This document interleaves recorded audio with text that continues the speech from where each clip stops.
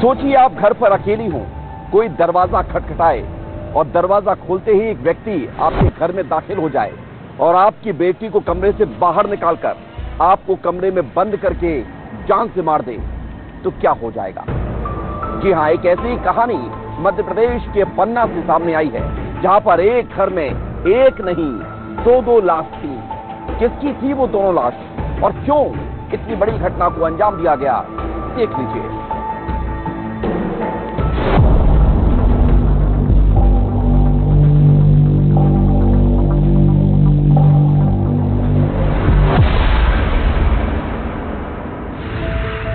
तारीख 10 जून, जगह पन्ना, मध्य प्रदेश।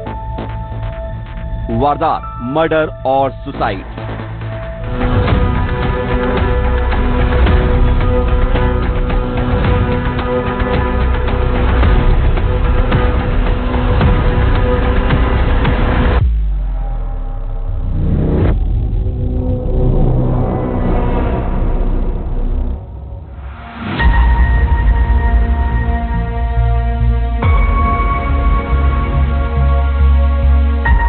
पन्ना का पवई थाना इलाका।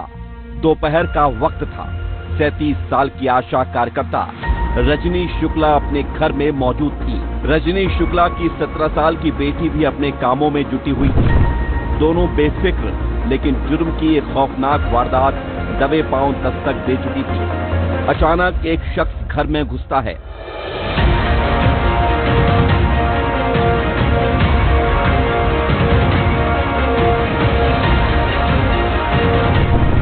रजनी शुक्ला कुछ समझ पाती इससे पहले ही वो उसकी बेटी को कमरे से बाहर निकाल देता है और रजनी के साथ खुद को कमरे में कैद कर लेता है। रजनी शुक्ला की बेटी दरवाजा खोलने की मिन्नतें करती हैं। उसकी आवाज अंदर से आ रही झगड़े के शोर में दब रही थी। झगड़ा तेज हो रहा था और फिर झगड़े की आवाजें अचानक चीखों में तब्दील हो जाती है।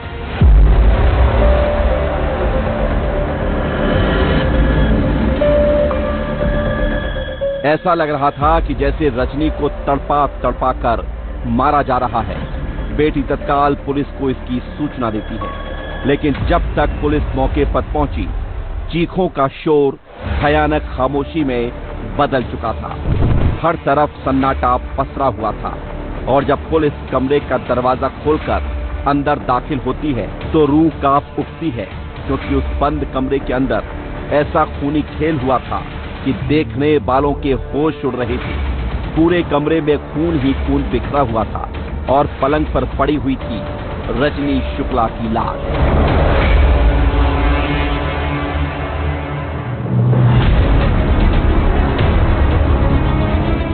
रजनी शुक्ला का बेरहमी से गला काट दिया गया था।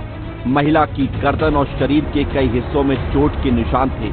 अब पुलिस के सामने सवाल यही था कि आखिर वो शख्स कहां है जिसने कमरे में घुसकर आशा कार्यकर्ताओं को हंसिए से काट दिया। और जब पुलिस थोड़ा आगे बढ़ती है तो पैरों तले से जमीन खिसक जाती है, क्योंकि थोड़ी ही दूर उस हैवान की भी लाश पड़ी हुई थी।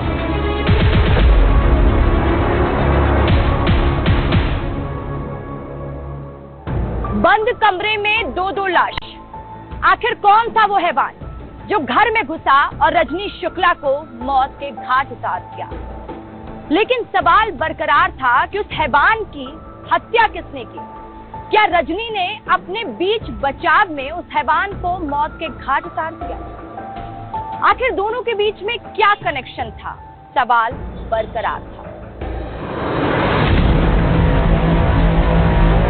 पुलिस के सामने भी यही सवाल कौंध रहा था। रजनी की लाश से कुछ ही दूरी पर युवक का शव पड़ा हुआ था। मुंह से झाग निकल रहा था और जब पुलिस ने बारीकी से कमरे की एक एक चीज की पड़ताल की तो हर सच सामने आ गया, क्योंकि यहाँ सल्फात की गोलियां मिली। इसके बाद पुलिस को अंदेशा है कि उस युवक ने रजनी शुक्ला की हत्या करने के बाद सुसाइड कर लिया।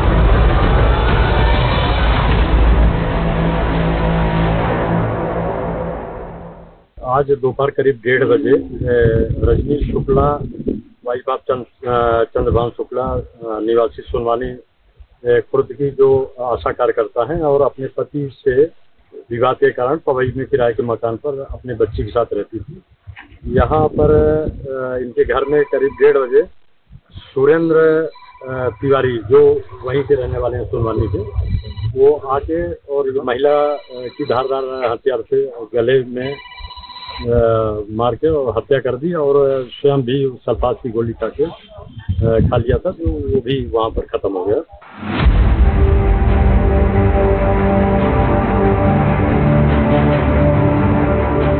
अब सवाल यही था कि आखिर वो शख्स कौन था। क्या रजनी उसको पहले से जानती थी? आखिर अचानक कोई शख्स घर में घुसकर हत्या कैसे कर सकता है? आखिर इस हत्याकांड के पीछे की वजह क्या थी? पूछताछ तेज होती है, पुलिस हर एक एंगल को खंगालती है और फिर धीरे धीरे इस खौफनाक हत्याकांड की परतें खुलने लगती हैं। सामने आता है कि रजनी शुक्ला सनुवानी गांव में आशा कार्यकर्ता थी, शादीशुदा थी।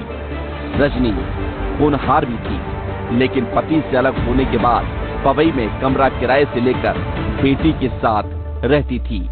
पैरों पर खड़ी थी और अपनी बेटी को संभाल रही थी, लेकिन जिंदगी के अकेलेपन ने उसे सुरेंद्र तिवारी नाम के शख्स के करीब ला दिया। सुरेंद्र तिवारी और रजनी के बीच प्रेम प्रसंग चल रहा था और फिर वही सुरेंद्र तिवारी अचानक घर पहुंचता है, बेटी को घर से बाहर निकालता है और अपनी प्रेमिका को बेरहमी से मौत के घाट उतार देता है। लेकिन पुलिस के पास अभी तक इस सवाल का जवाब नहीं है कि आखिर हत्याकांड के पीछे वजह क्या है। आखिर क्यों सुरेंद्र ने रजनी को मौत के घाट उतार दिया? लेकिन इस सवाल के जवाब के लिए बारीकी से पूछताछ की जा रही है।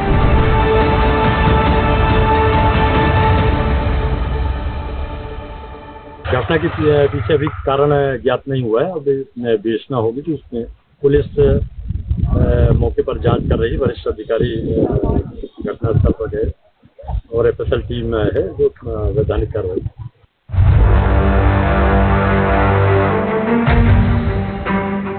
फिलहाल की जांच अभी तक इस नतीजे पर पहुंची है कि एक कहानी जो प्यार से शुरू होती है और दो लाशों पर आकर खत्म हो जाती है। लेकिन सवाल यही है कि आखिर सुरेंद्र ने अपनी प्रेमिका की हत्या क्यों की?